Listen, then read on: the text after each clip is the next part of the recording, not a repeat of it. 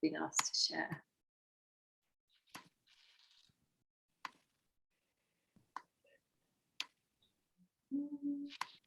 Catalyst 2030 is a movement of social entrepreneurs and innovators embracing collective action to achieve the SDGs by the deadline 2030. Our 1,500 members are active in 197 countries. By emphasizing collaborations, Catalyst 2030 is leveraging the power of the collective to accelerate real change in the lives of billions of people around the globe. What do our members say about Catalyst? Catalyst 2030 is an invaluable global community of impact entrepreneurs. Our relationship with Catalyst 2030 has really taught us the power of co-creation.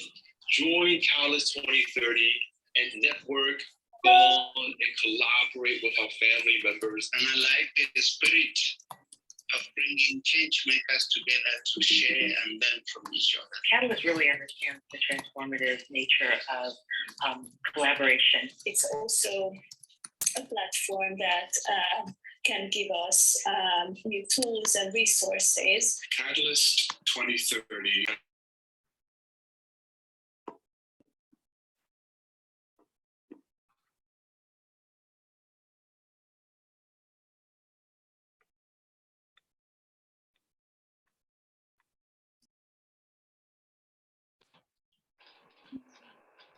Thank you so much for allowing us to share that video, which the Catalyst organising team asked us to do. A very warm welcome to Feminist Systems Change session today. I'm going to hand over to Tatiana, my co-founder here, who will share a little bit about where we're coming from on all of this. Nice to meet you. Thank you. Well, welcome everyone. It's a pleasure to be here with you all during this gathering and in this moment. So Rachel and I are co-founders of the Systems Sanctuary, and we have been working together for about 4 years now, and our main work is really focused on supporting systems leaders through both kind of creating peer learning opportunities, and also, sorry, I'm just going to fix my screen here. There we go, so I can see everybody. And we also, we create peer learning opportunities, and we also teach systems practice with our masterclass. And we've been working on developing this framework that we're going to share with you today. It's called the Feminist Systems Change Framework for a number of years. And so I will begin by just sharing a little bit of my background, which will help show the journey in terms of how we arrived here with this Feminist Systems Change Framework. So my background is in systems change and social innovation, and at the intersections of working around gender equity. I co-founded an organization many years ago now called Girls Action Foundation, which was created to support the empowerment and leadership and social justice of girls and young women across the country. We began as a grassroots initiative. We began as a local initiative and eventually scaled across Canada. And at the time when we were scaling this work, I was really fortunate to study with two thought leaders in systems change in Canada, Frances Wesley and Brenda Zimmerman, who you may or may not be aware of. But at the time, and this was about 20 years ago, they were teaching complexity theory and supporting leaders in social change at the time. And so that complexity theory informed the ways in which we scaled our work at Girls Action. And that was kind of the beginning of my experience of kind of weaving together a feminist intersectional practice with a systems change practice.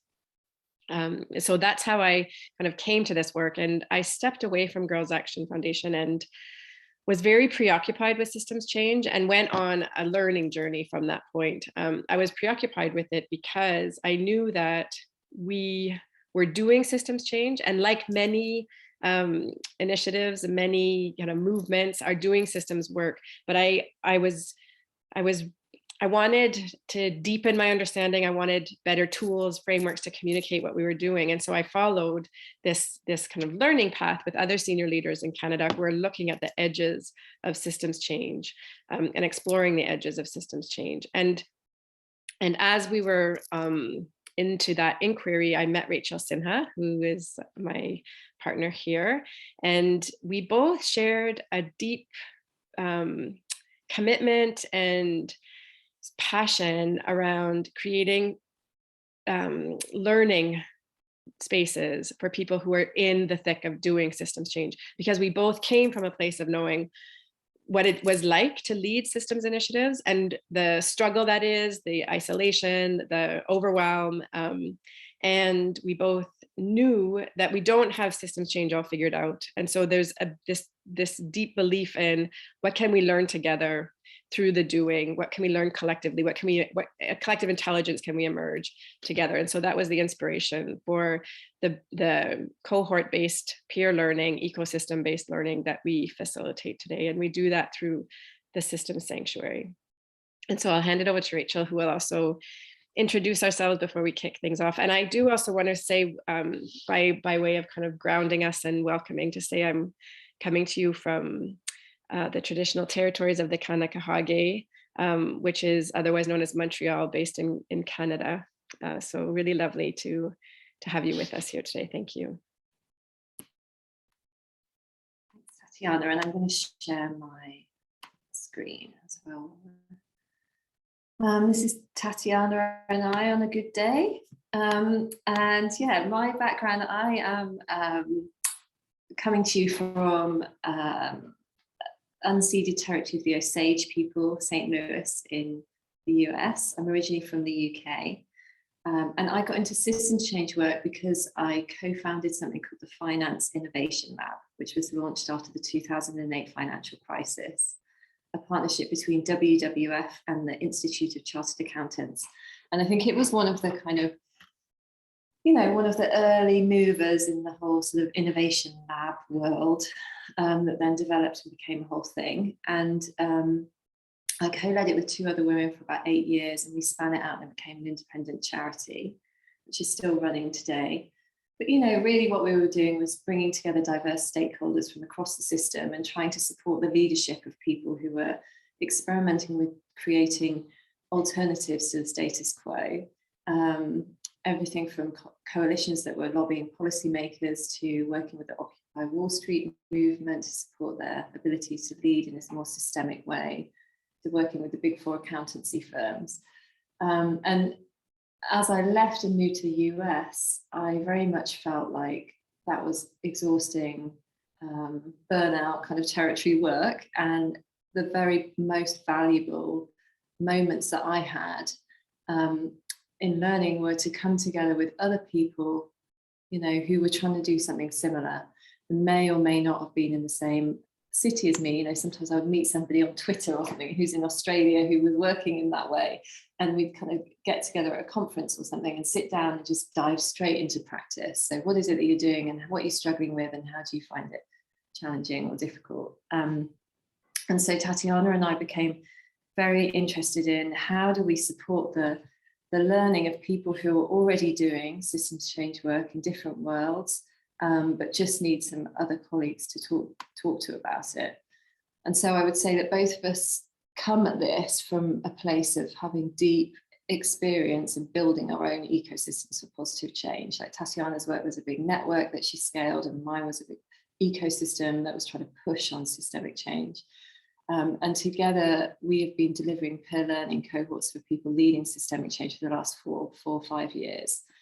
And today we do two things primarily. First is we have a popular virtual masterclass in systems practice that we teach, and we've taught many times, for people who are leading systemic change, everything from tar sands in Alberta to child poverty in New Zealand and gender-based violence in Nova Scotia, to partnering to create peer learning programs. So we We'll say more about this later, but really we try and find individuals or clusters of individuals who are already doing amazing system change work and want to form a peer learning group that can lead to an ecosystem strategy for change.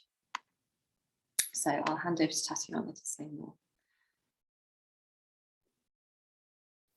Thank you, Rachel. So as we mentioned when we opened, our purpose today is to share with you the feminist systems change framework that we developed, as well as our work around ecosystem building. And so we're going to kind of we'll begin by walking through the framework, the feminist systems change framework, and then share some of the real life examples and the ways in which we've been applying this work and some of the key insights and learnings that have come from that. So to begin with, if you want to switch this, I guess I can, I can't. Thanks, Rachel. We just begin by sharing this frame, which is an introduction of scale. So often in systems change, when we're thinking about impact, we're often thinking in terms of scaling up and scaling out. And this is work that was developed by Frances Wesley in the early days of her thinking around what are the pathways to scale and what are the pathways to impact around systems change. And so when we think about scaling up, what we're talking about is impacting systemic change in institutions. So that very traditional kind of policy rules level. And when we're thinking about scaling out, we're thinking about duplicating, replicating, spreading successful ideas and innovations.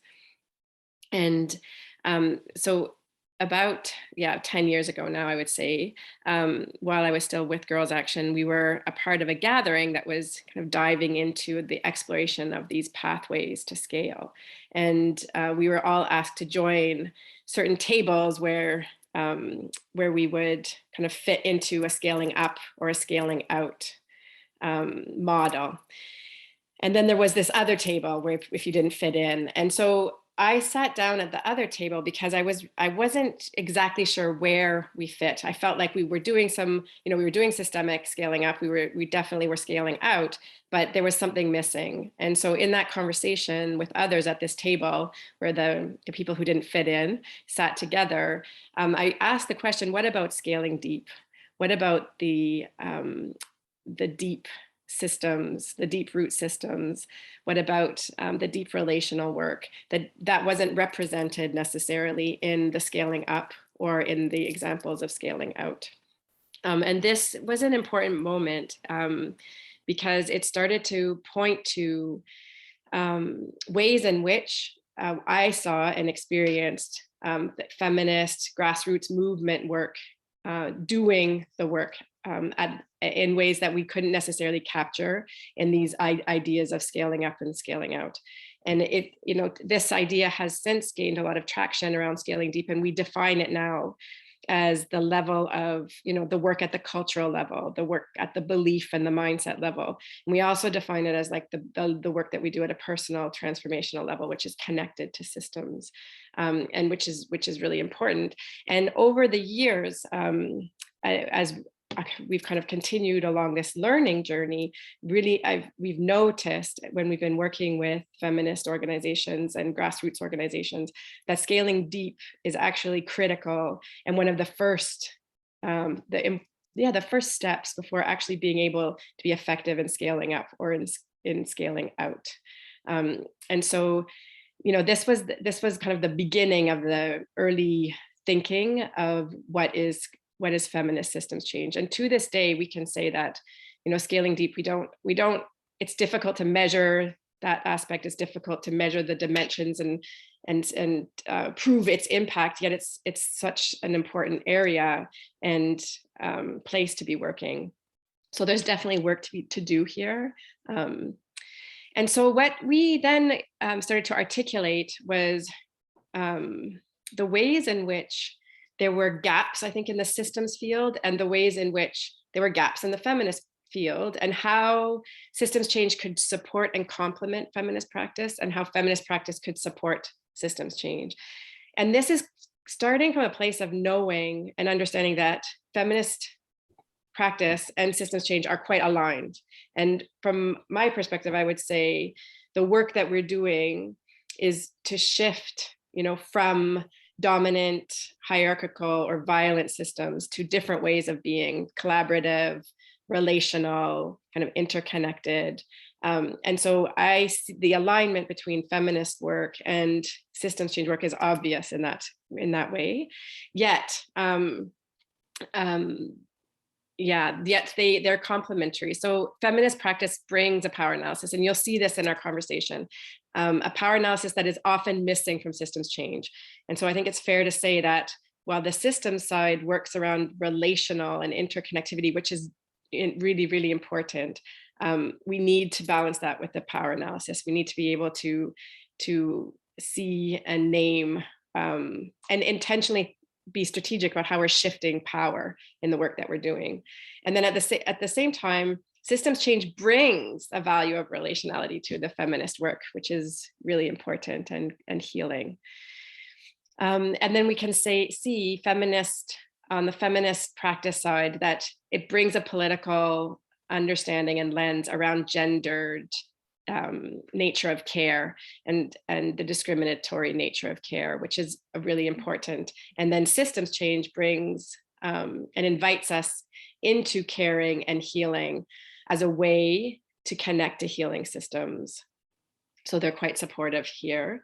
Feminist practice is I would say, at the cutting edge of binary challenging. So all the work that's been done around challenging kind of male, female binaries, a lot of work around queer theory, that feminist practice has been at the forefront of that, and is, embodies a really important learning.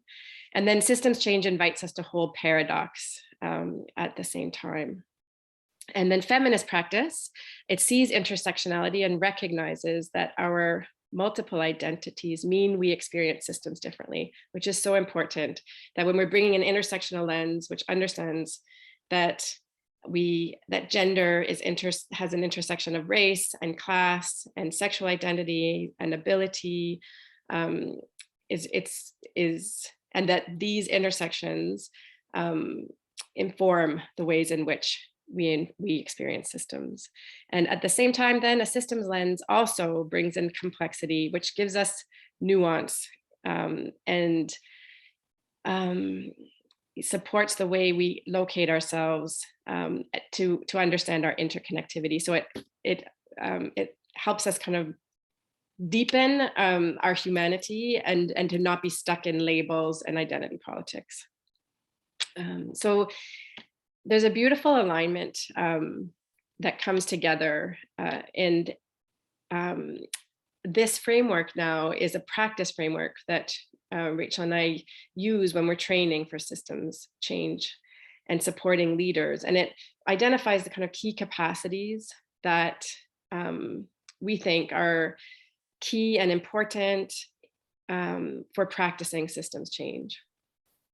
And I would just like to add also that this has come from years of working with women systems leaders, women identified systems leaders who are doing systems change, and also with feminist collaboratives that are working on issues ranging from gender-based violence to access to economic security and access to housing, that through this research and through our working with many ecosystems internationally, these are the patterns that we found in practice in this alignment of feminist systems change capacities. And so at this core, we have our kind of foundational thinking. So we're standing on intersectional feminism. We're standing on complexity theory and systems thinking. This is like the foundation that informs this practice. And in the inner circle, what we've identified, starting on the right-hand side in the feminist practice area, is one, centering lived experience. And this is really, really important. Often we see in systems change, especially ecosystem work, that projects can start from the dominant center. And so we really name and prioritize beginning and centering lived experience in the ecosystem work that we're doing. And this recognizes that those who are experiencing the harms of the systems that we're addressing, whether it's climate change or inequity or that those who are experiencing the harms have, the most important perspective, vision, ideas that can guide the work around trying to shift those systems. This is also an important aspect of really valuing the human and the humanity of everyone involved, and helping us to get out of like our rigid identities and kind of into our complexities as well. And then the second practice is naming the meta systems. So this is key. It's also recognizes that no matter what system we're working on, there's through lines of meta systems. For example, colonization, racism, patriarchy, homophobia. And so when we name these systems, basically from the beginning in the work that we're doing, we're creating the space for these to be brought into the conversation. And we're recognizing that these systems of inequities are present in the systems change work. Then the next one, moving down across the circle, is working across difference. And so how are we creating the conditions to work across difference, this practice, so that we can come together across context, across identity, community, region, issues, sectors. Attending to that is really important practice. So that's a key capacity. And then the next, moving up, is shifting power. And again, from this is the importance of bringing that feminist lens and the power lens into the work that we're doing. And it's really asking, who is leading, whose voice is centered, how are the resources being shifted? These are really critical questions that should be kind of carried along and through a systems change initiative. And then the next is centering care and healing. We hear now more and more that healing, the connection between healing self and healing systems, is really important. In all of the work that we do, there's such a high level burnout and exhaustion, and people on the front lines of work for change are often putting their bodies on the line. And so the centering of care and healing at all levels of the work is also a critical practice that we focus on. And then on the outside ring, we can look at the systems change capacities. So the first one is locating ourselves in the system, and you can see they're all connected somewhat, right? But locating ourselves is a recognition that we're not objective in our work in systems change. We're connected to the systems that we're trying to shift. And so locating ourselves tethers us to this work, and also creates an intention for a reflexivity of learning and to inform our action and to deepen our own kind of understanding on a personal level. And then the next is seeing the system. And this is where we bring in all the really fun, geeky maps around how that help us to see collectively and make sense collectively of the systems, which can help inform where we move and where we shift into action, and how therefore we can move into strategy. So this is key, the seeing the system, and it's important that we're doing that with a diversity of actors in the system as well. The next is deepening relationships, and we hear in systems change, relationships are everything, and creating the space for honoring and deepening and tending to relationships is challenging in the world that we are living in, where there's high pressure to go and perform. So there's an intention to kind of really honor that and make space for that amidst the kind of culture that we're in. And then working at multiple levels. This is a recognition that, we're not, as organizations, we're working in ecosystems, and that there are many levels that we need to be working on in order to shift systems, whether that's at the deep root system, the level of innovation, niches of innovation, the regime level, which is institutional, or the cultural level, which is the landscape level, that we're intervening at multiple levels, or we're working collaboratively to be intervening at multiple levels, because as one initiative or one organization, we can't do everything. And finally, learning and adapting is really important. And how do we create the conditions for feedback loops and adapting to the information that's coming in? And how can we learn on a more collective level to help inform the ways in which we're moving forward and acting? So these are our capacities that we train on. And I'll just finally say that we are also informed by from there are many. I think it's important to recognize that in systems change, there's many lineages into systems change, there's many ways into systems change. And so people come to it from lots of different experiences and practices. And we always like to start from a place of saying that when you come to systems change, it's not like the new silver bullet to save the world, but that there's ways in which you may already be practicing, or there may be ways that this is intuitive and resonates with you. And so just to mention, I think it's important that one of the practice lineages that we pull on is this Paulo Freire and popular education model, which informs the way we design our peer learning work, and starts then with that human and moves through into action and into social change, so that when we are actually moving into ecosystem work, there's an intention to move into collective action. And so I'll just end this section by saying the capacities that we're supporting systems leaders, we're helping to train them, but then we're also working across ecosystems. So if we're supporting leaders across an ecosystem to build those capacities, we're also then supporting their learning as they're doing the work. They're learning together, their collective learning.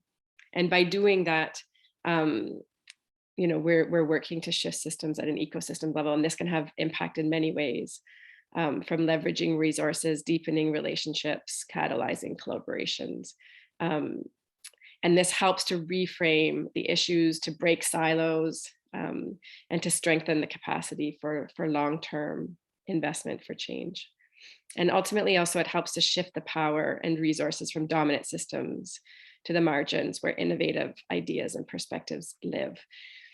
And so I'm going to leave it here, and you'll just open it up for some questions. Would love to hear if you have any questions about what we've shared. And then we're going to give you some concrete examples and stories from the work that we've done at an ecosystem level. Rachel will do that. But we'll take a moment now. Are there any questions? Or does this resonate for people? Do they find that it's aligned? Great. I see Deepa, you're nodding. And if you have any questions, just raise your hand. Happy to pause here, collect your thoughts. Go ahead, Deepa. Thank you so much for sharing. What do you think makes this deeply feminist? Thanks. As a way of thinking? Yes, I think,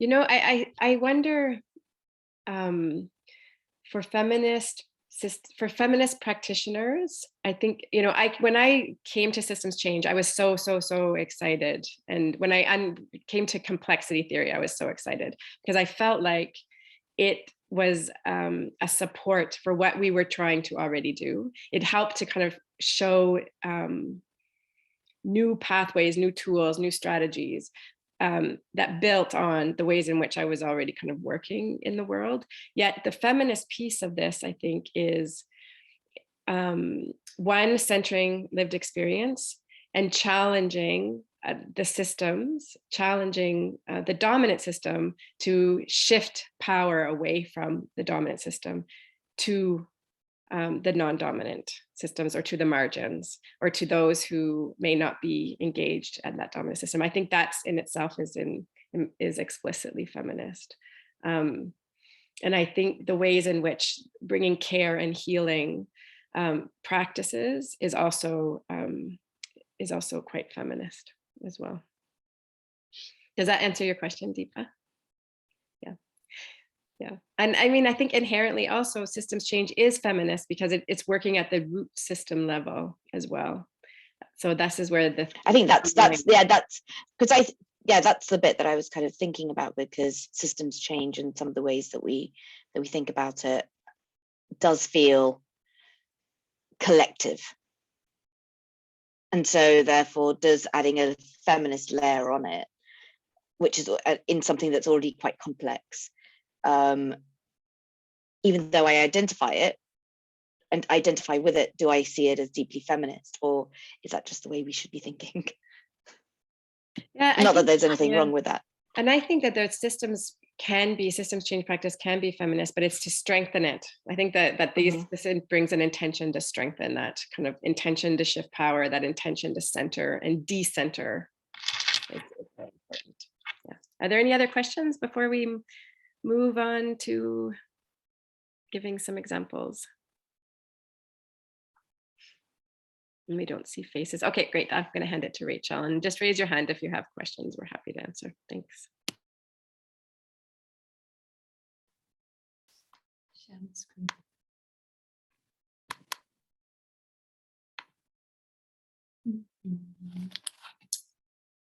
Yeah, so I want to just give a couple of examples of what this actually looks like in practice. So,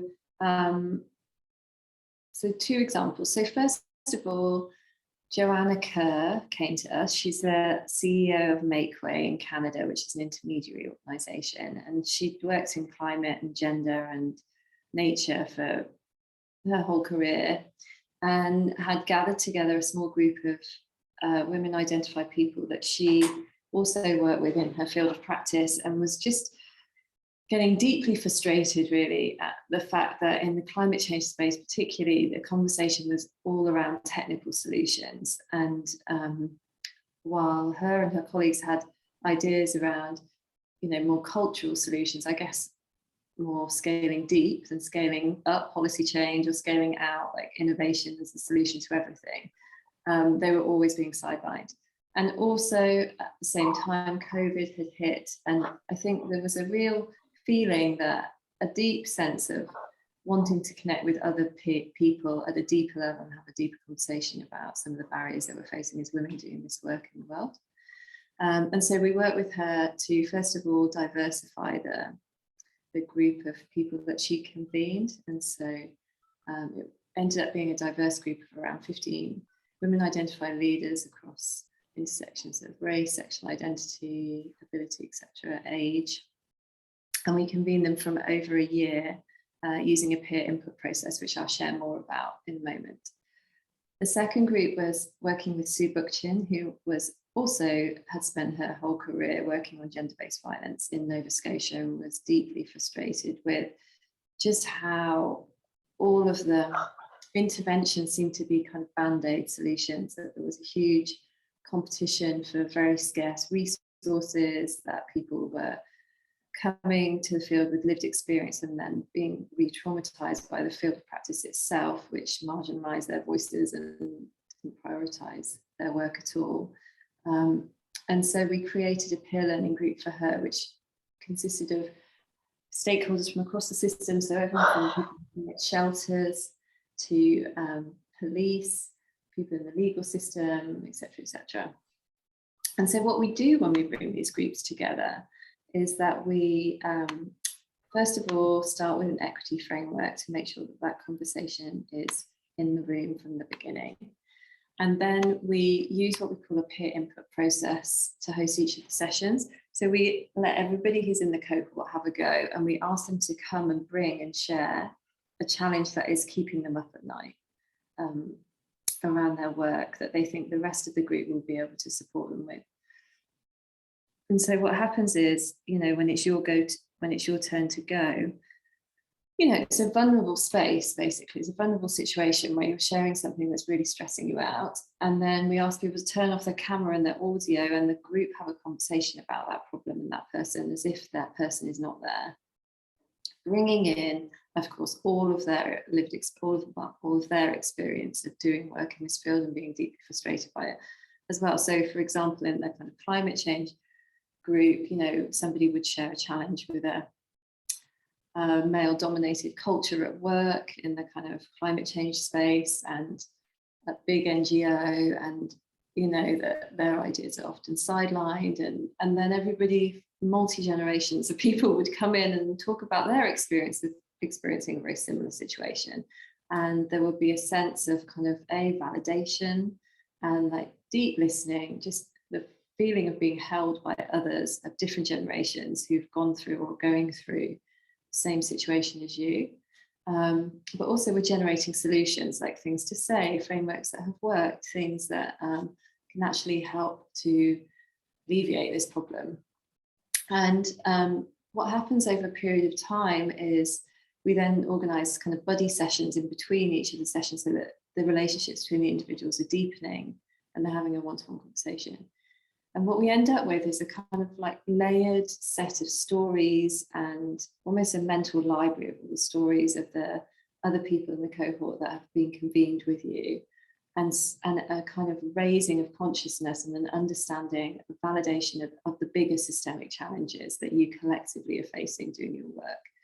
Tatiana and I transcribe all of the calls, and we treat it almost like qualitative research and cluster and theme patterns of challenges that we're hearing. And then, really importantly, as these groups continue, we are able to bring in our systems frameworks to map out the challenges that we've identified. So these are some of the frameworks that we use to do systems change masterclass, and we've found useful in our work at the top left. That's kind of the wave model, which is outlining some of the competencies that you need to do systems change work. And then the bottom left is the power shift framework, which we very often use in these cohorts to map out the challenges that we're hearing at different levels in the system.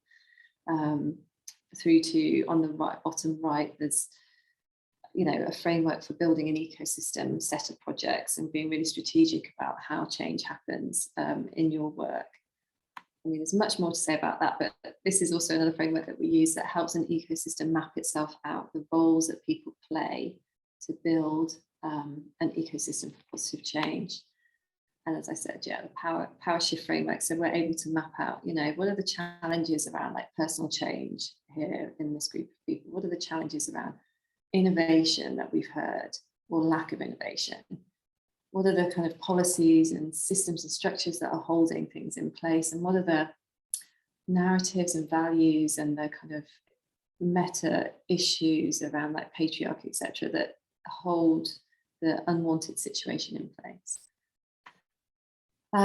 Yeah, so they're two kind of examples. And just to say that those two groups have then gone on to the gender-based violence group is now focusing on building connections across that ecosystem in a more organised way and doing a deep dive into funding, because that was such an obvious systemic barrier for that group. And the climate group has now, we've got funding from the Canadian government. We're going to be doing 6 consecutive groups. So we're really seeing that as kind of building an underground network of women identified leaders who are working on climate change issues in Canada, connecting them in a really meaningful way for change. Yeah, so I would love to open up now for any questions that you have about that part of the presentation as well. Is Europe's Inner Green New Deal initiative feminist? First question. I might turn that one back to you. I don't know.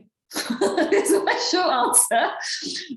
You might need to tell us a bit more about it and we can give you a bit of analysis. And how can blockchain systems be feminist when most of the blockchains, DAOs, are not run by women? A very good point. Yeah, Tatiana, I'll let you answer that question. Yeah, I think it really points to the fact that, you know, it's interesting in our work around systems change and supporting feminist, level systems change, that there's different, we are working on different levels. So we find ourselves supporting women systems leaders or women identified systems leaders in different contexts. And then we also find ourselves working in ecosystems, for example, around the opioid crisis or around climate change. But one of the key areas is that there's women who are trying to do systems change work in male-dominated industries have a very particular challenge. And so I think blockchain is a good example for that, is that, you know, it's a male-dominated space, and therefore that will kind of impact the ways in which it's kind of led and created and its culture, etc. So our kind of strategic intervention is to support women's leaders in those contexts, to support them to lead the shifts and the changes in that particular system, which is quite challenging. But I'm not a blockchain expert, so I don't have the solution for that. But it certainly would help. I don't think by putting, it's interesting, I don't think by putting women necessarily into those systems that we solve systems change. That's not the solution. We really need to be working at a culture level, but that is also then, it's bringing awareness to that level of culture and then being intentional collectively around that, and systemic as well. Are there any other reflections? Love to hear people's thoughts if you're able to share any questions or reflections or resonances that you have.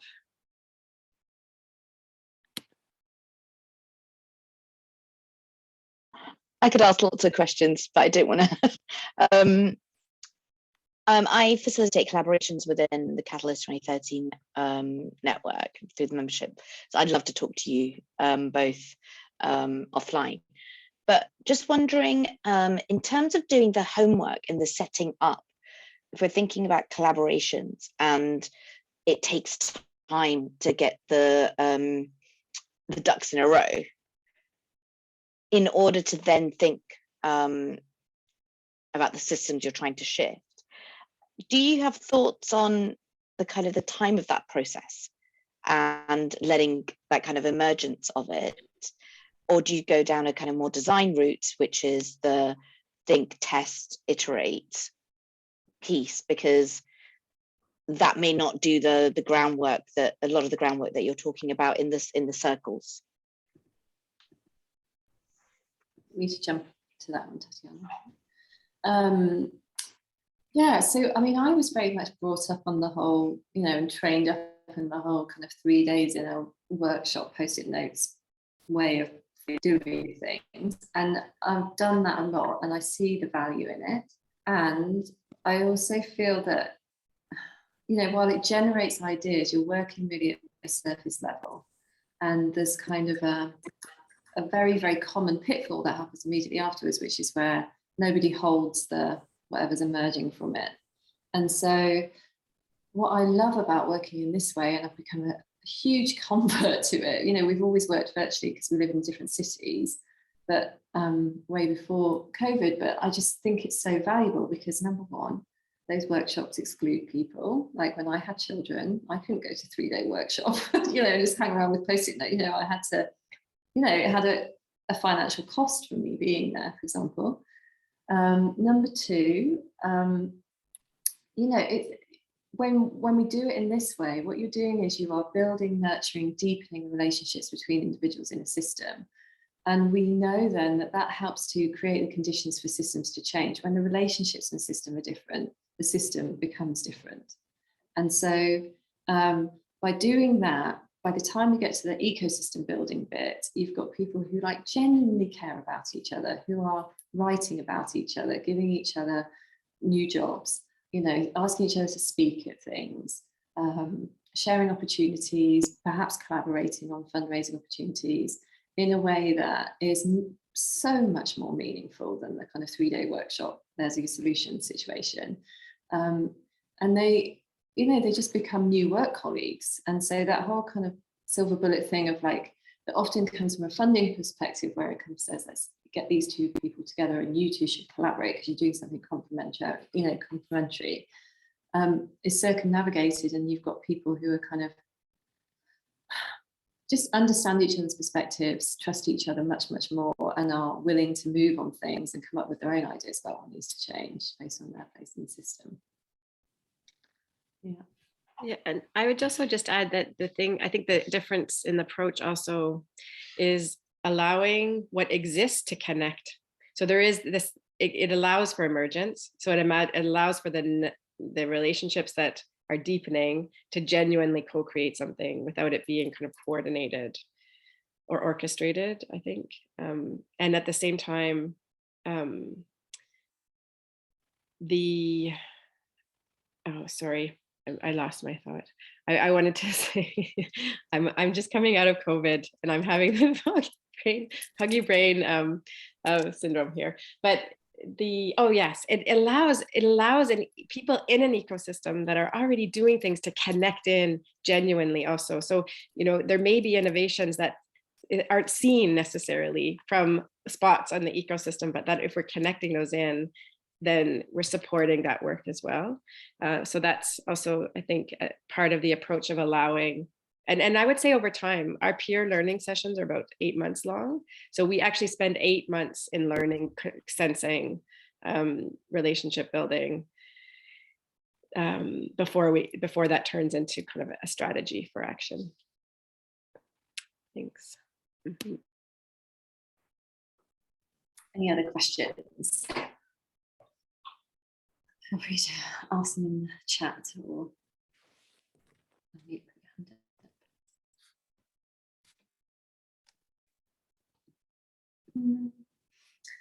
okay, well, we can just share then really briefly and maybe end a bit early, but I just want to share our slides with where we're hoping to go with all of this. And so really welcome anyone's ideas about how we can make this happen.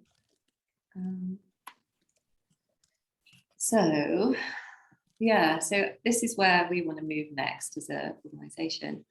So in a world where gender is siloed, underfunded, and not centred in solutions for change, responses to gender issues lack systemic support, often are in crisis mode and are responding. And we're still operating in a world that seeks certainty, defined outcomes, and values silver bullet solutions. And we don't have systems change figured out. If we did them, we would be where we are today. We want to create what we call a system sisterhood ecosystem builder project. And the idea is to strengthen the leadership of women identified systems leaders. So women identify people who are already leading systemic change initiatives globally, and those who are working on gender specific ecosystems. So like the example of us working on gender-based violence, what we're really good at doing is supporting the person who's leading that ecosystem to do a better job, or to support them in lots of ways. And we want to do this by leaning on our expertise of feminist practice, systems practice, and ecosystem building, and also creating outstanding training. We've got many years of experience of doing this now, and we know what works and what doesn't work. We have huge experience in what doesn't work in peer learning groups and making them better. I think that's really valuable. And we want to find and partner with 20 systems leaders who fit this criteria. So either women identified systems leaders or are building these ecosystems already around gender issues, and build a platform for them to learn together. And we want to do that over a period of time to support their leadership, basically, to give them better tools, and also create a kind of stronger network for them to lean on. So that's something we're super interested in doing. We'd love to do it through the Catalyst platform or any other way that we can, but just putting it out into the universe. Yeah, so any comments on that would also be great.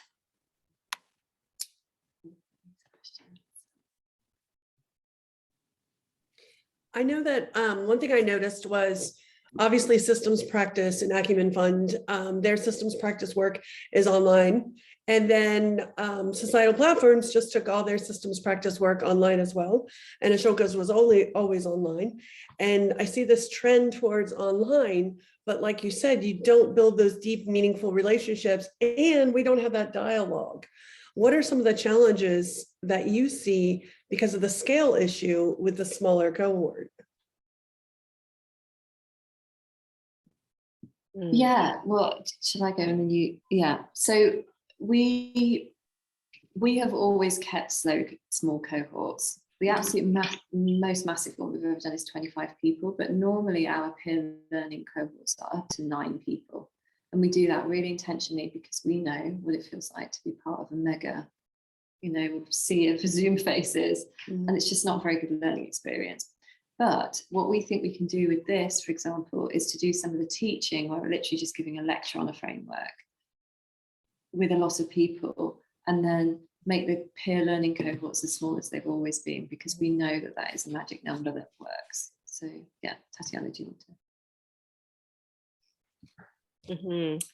It's interesting, I think, the question of scale. And so we, as Rachel said, we definitely honor the small is all approach to the cohort learning. And I think the scaling piece for us is I think doable, as Rachel said, if we are able to do our training pieces virtually, and then invite kind of systems leaders who have that cohort already in their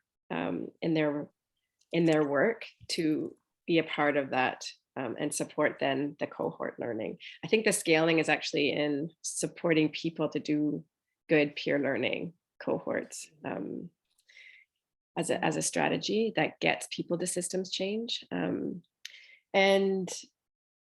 The other thing I just wanted to answer here is the question, Karuna, thank you for the question. What kinds of challenges do folks encounter when they're trying to use intersectional feminist lens? And so I think that, in fact, it's what this practice does is it actually